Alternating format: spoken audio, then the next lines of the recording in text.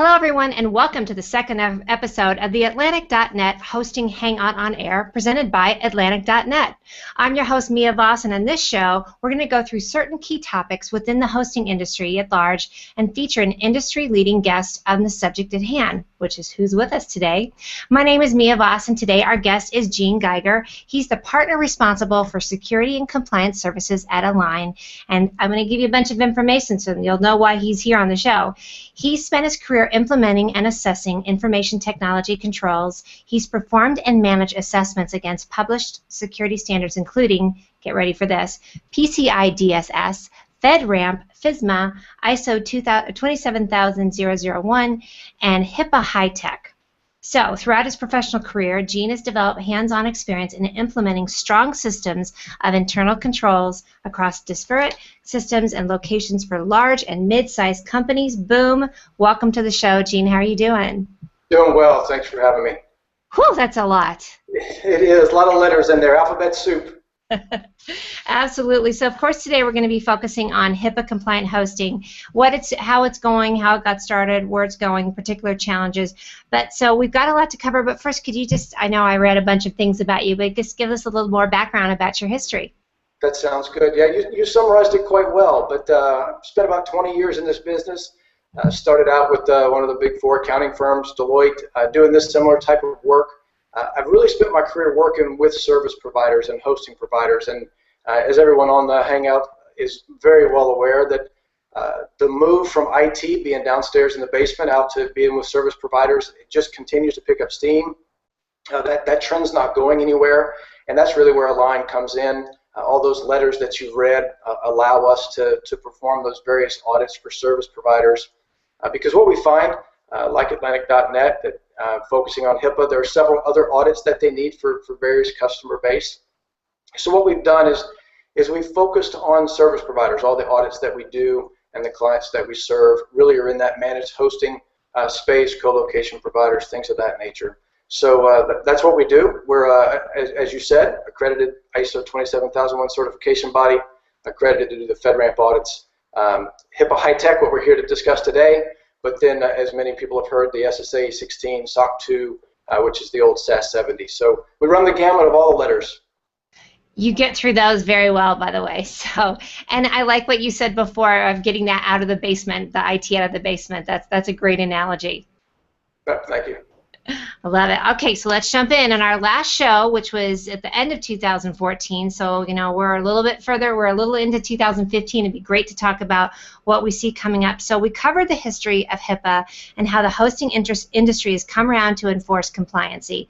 So looking forward to 2015 and beyond, obviously, what do you feel are the biggest challenges or hurdles that face HIPAA compliant hosting companies?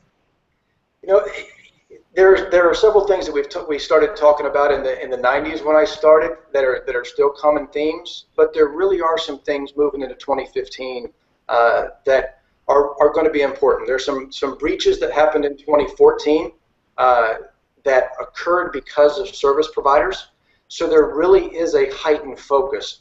And when you move that IT from the basement to a service provider location, you transfer the responsibility of those controls.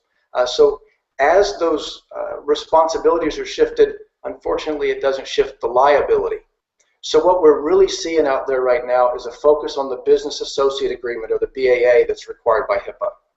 Because the boardroom is now talking about security. When people sit in the evening and watch their news, every night you hear about a new hack or a new security vulnerability. So security is no longer that item that's talked about just by IT or just by security.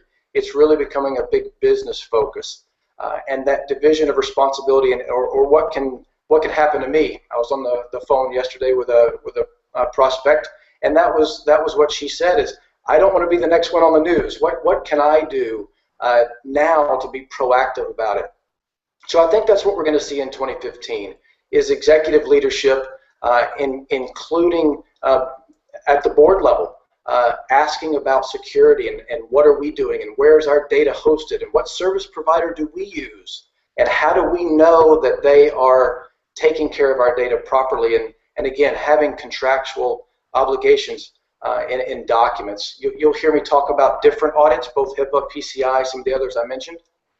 But as HIPAA pushed out with the very strong focus on that business associate agreement that splits the responsibility, PCI took a similar approach, and in 2015, there's actual documentation now required between the service provider or the hosting provider and the merchant.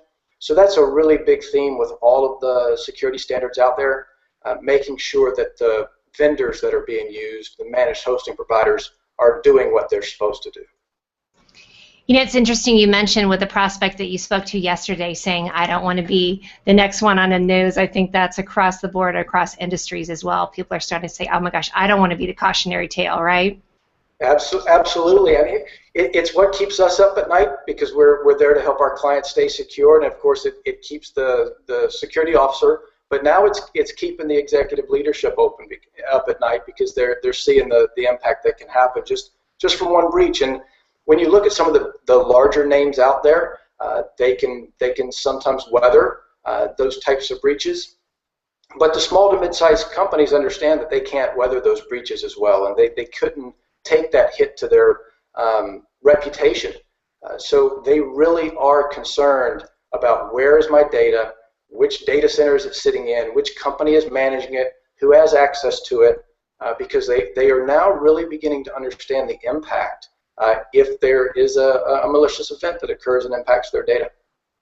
Well, and like you said, physically it may have moved out of the basement, but the responsibility still lies with them. So that really is a great point too. So let's go back. Let's talk about some of the breaches that were in 2014. Can you tell me if they were even remotely on the scale of the Target or Home Depot type of data breaches that we've heard about so much? You know, trying to rank them, there's several ways to rank them. Do you rank them based on monetary cost, or and we of course don't always know that, or reputational hit? You know, that everyone's heard of the Target breach, and they offered the discount to get everybody back in. So again, it's really hard to rank them because you have multiple aspects of a breach. You've got the physical cost, hard dollars. You're going to have investigations and forensics, and you're going to possibly have to pay your customers for things like LifeLock to monitor their data for a period of time. But then there's that reputational hit that you really can't quantify. So we have heard some big ones out there, and those are the ones, of course, that make the 6 o'clock news. But the hits also come to the small to medium-sized companies just as hard, even though they don't make the national news. Exactly, and as you're saying, there could be the reputation thing that it's hard to quantify and gauge that until it's a year down the road and you see that all of your subscriptions or that your client base has dropped off dramatically, and time is money as well. So you're right, it's very difficult to quantify again what the loss is. Is it money? Is it clients? Is it the time you've had? Is it offering LifeLock, like you said too? Absolutely. So it's definitely hard to do. Okay, so next up, are there any particular parts of HIPAA that are more relevant for hosting companies? Yeah, that's a really interesting question, and the one I was looking forward to talking about, because again, as you've seen this migration to managed service providers, as a service can be added to pretty much anything. So you've got your traditional data center co-location, and you've got your traditional cloud offerings of platform and software and infrastructure. But now we have desktop as a service and disaster recovery as a service, and anything that a traditional IT department used to do now can be provided and performed by a managed service provider. So where does that allow us to focus? It really is that division of responsibility. You need to look at the services that are provided, and then based on the service that's being provided by the third party, where does that responsibility lie? Where is that data transferred from the owner of the data, whether or not it's a merchant or a hospital? They're the ones that are actually collecting this data from the individuals. At some point, they relinquish some of that responsibility. They pass that responsibility over. So when you're looking at HIPAA specifically, out of the 3 main compliance areas being the privacy or safeguards, the security rule, and the breach reporting, you have to look and say which aspects of that are really applicable. And what we see in most cases is that the privacy aspect of HIPAA doesn't really flow over to the managed service provider that much. Those are the controls that really are between the receiver of the data and the person giving it up. So when you go to the doctor's office and you hand them all their information and they give you the HIPAA requirement, have you sign off on paperwork, that's the privacy rule. But it's the back end that the service providers are responsible for. How do you make sure that data, once it gets into a database, once it gets moved into the cloud, how is it being secured? So the security rule is really where the service providers spend a lot of space, or spend a lot of time in that space. And then, of course, the breach reporting. That's one of the newest developments in the HIPAA HITECH world, just in the past few years, that now if there's a breach of unprotected electronic health information, that then has to be reported. And there's some guidelines based on the number of records and the geographic location. But those breach reporting requirements are both for service providers as well as for the covered entity, which is the hospital or the insurance provider. Tons of great information. And if you're just tuning in, you're watching the Atlantic.Net Hosting Hangout on Air presented by Atlantic.Net, and you're listening to our guest, Gene Geiger, and he's with A-lign, and he is giving us a lot of information. So keep listening. Let me throw another question at you real quickly. What are the major advantages from using a third-party managed service company versus an in-house IT department when it comes to compliance? That could be a hangout all on its own, but I'll give you the Cliff Note version. When you outsource to a managed service provider, that's all they do, and so therefore you've got a team that is focused specifically on providing physical and environmental controls. So when that's your only responsibility, you can get really good at it because you spend a lot of time at it. And that really is the advantage that a managed service provider brings, is they are truly responsible for that one part of the IT food chain. Where if you keep it in-house, which some companies still have made decisions to do that, there are many hats that they have to wear. Not only the physical security of the equipment, but the patching of the servers and the antivirus and keeping up with the latest technology. Where if you outsource that, you've provided it to a company that's all they do. They keep a team of experts that know how to start a generator a couple times a week to make sure it works. I mean, they focus just on what you paid them to do. And I could see that would be a little bit that it could go either or. If it's in-house, they remember it. They're not managing a bunch of different companies. They're just managing yours, so they remember the history. But you're right, on the flip side, that's all that other company does, and they're not juggling responsibilities. That's their responsibility to know how to get things moving. Right, absolutely.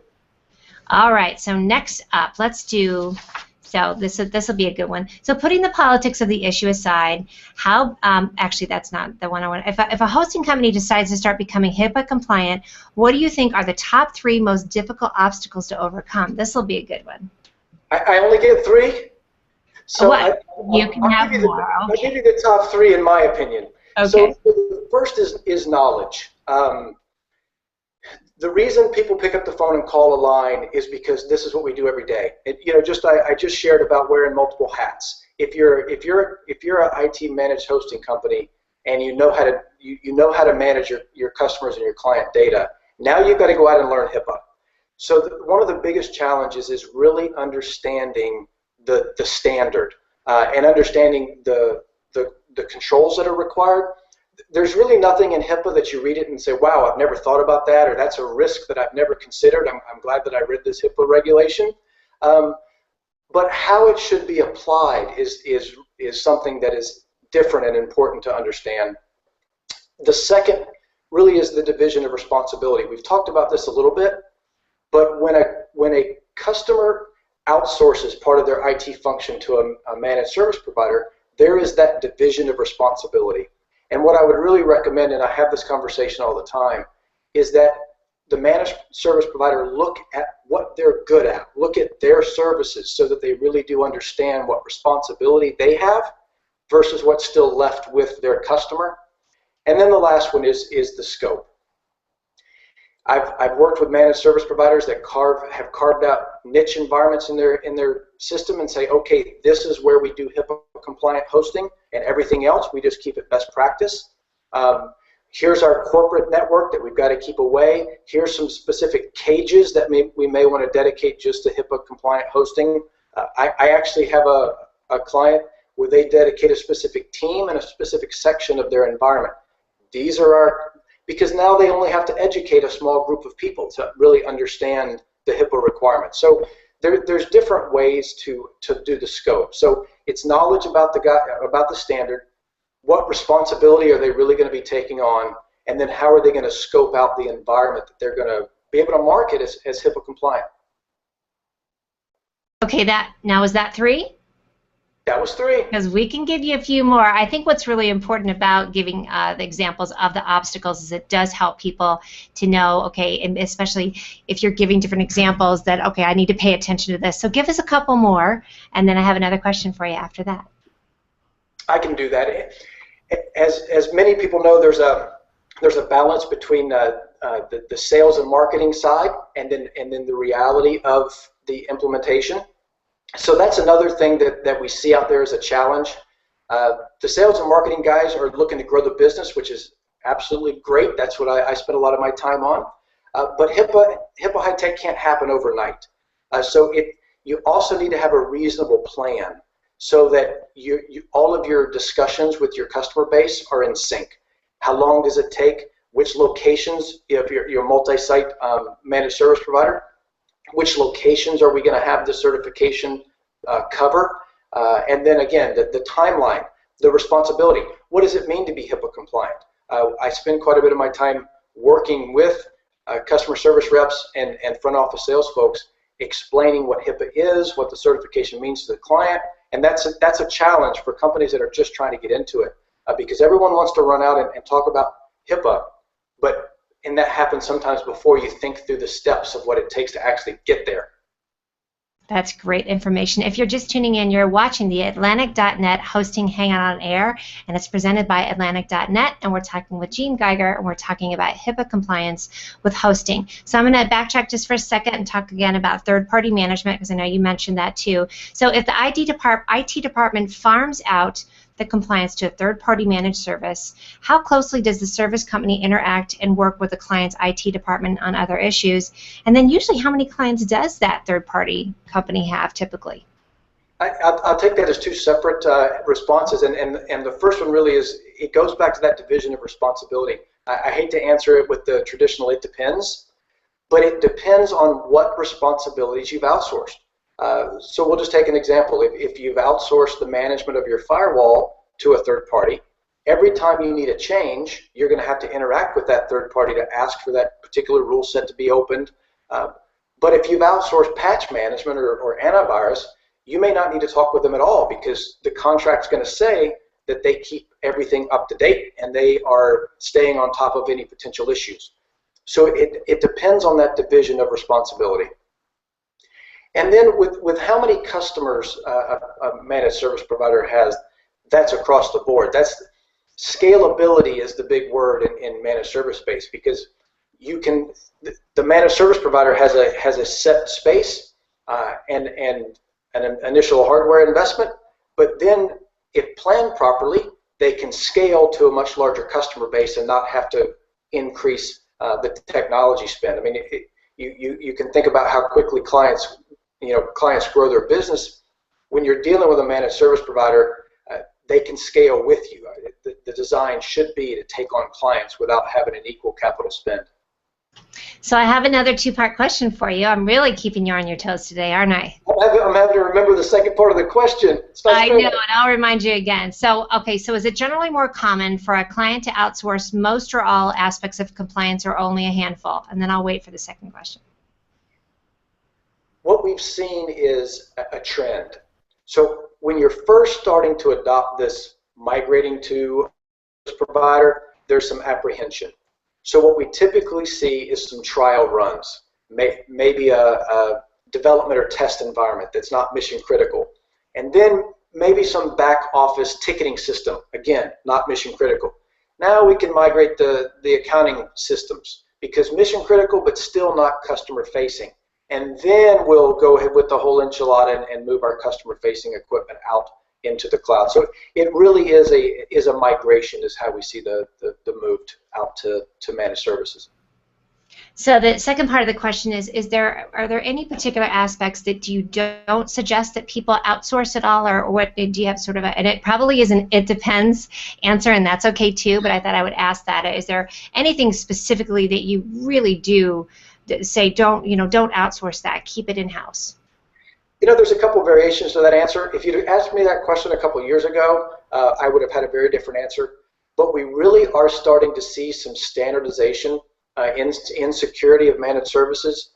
We've seen them assuming HIPAA HITECH audits, PCI audits to validate that. So it really is a business decision because the IT infrastructure really can support any aspect of the business being outsourced. So it really is the risk appetite of the company. There is some data that's particularly sensitive, credit cards, social security numbers, healthcare information. So we do recommend additional layers of control. So we're not saying don't move that information to a managed service provider, but we do recommend additional controls that you keep your hands on related to encryption and data access and database management. So there's nothing I would say today, don't move. I would say some higher risk items I would probably move with some additional controls. Excellent. So you're saying just pad it up a little bit more around it so it's harder to get to if you do outsource that. There you go. Put a few more layers on the onion. I mean, basically look at the risk and say, okay, am I okay with them taking care of everything? Or no, the risk to that really could mess with my business too much. I'm going to put my own wrapper on. Exactly, and then when you're talking about credit card information, and it can't even be just the emails, because that could be something where clients would be, oh my gosh, my email got out, now I'm getting spammed or whatever would happen with it. So there's definitely a lot of risk that you'd want to pad the onion a little bit more. So, right. All right, well, we're wrapping it up towards the end. So just a quick question: looking forward, do you see any particularly big changes or challenges for HIPAA compliant hosts over the next several years? So bust out your crystal ball. Let's hear what you have to say. Absolutely. I actually spent some time earlier today talking about 2015 forecasts, and I think we all are seeing the same thing out there. The challenge for IT professionals is going to be able to learn how to communicate risk to business executives because they're getting asked a lot more about security and IT and risk. And it's difficult sometimes for IT professionals to put that in business risk terms. So one of the challenges is really being able to communicate the IT risk in business terms. We're seeing a more sophisticated hacker. We're seeing more sophisticated attacks. That means we need to get better, constantly learning, constantly challenging ourselves. The security at the environment last year might not be what's necessary this year or next year. So again, talking about budgets, again, being able to communicate IT risk in business terms to be able to get the budget approved to continually improve, both from a technology perspective and then also from training. The bad guy, that's what they do. That's how they make their money. But us as IT professionals, we don't necessarily make our money off of securing data.